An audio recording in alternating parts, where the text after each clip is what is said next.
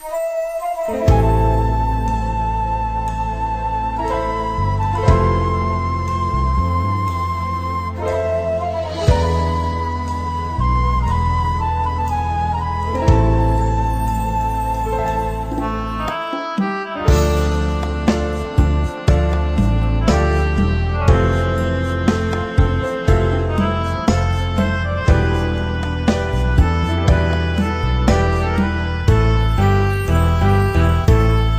យល់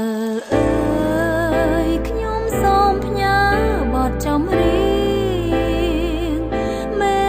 ឃអើយកុំភ្លៀងឲ្យខ្ញុំច្រៀងឮបានឆ្ងាយផ្ញើពាក្យក្នុងចិត្តមកជំនួសកូនទាំងឡាយថាកូនស្រឡាញ់អ្នកម្ដាយអ្នកជាគ្រប់យ៉ាងនៃកូនទ្រូងអើយទ្រូងម៉ែអងថែចិត្តខ្ញុំពេលខ្លះអ្នកយំទឹកភ្នែកស្រក់លើខ្នងកូនម៉ែតែងអត់ធ្មត់លេបទុកសោកម្នាក់ឯងស្ទើ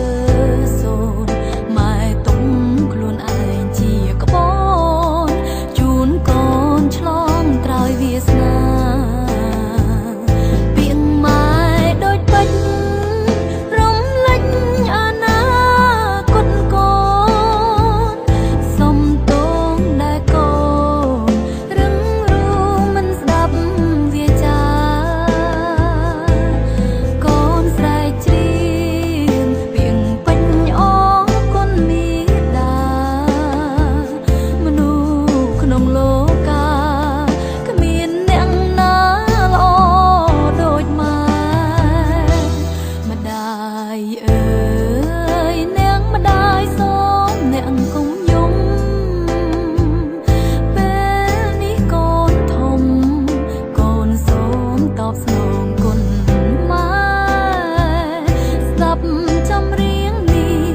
សូមឲ្យដួងចិត្តបានលហើយ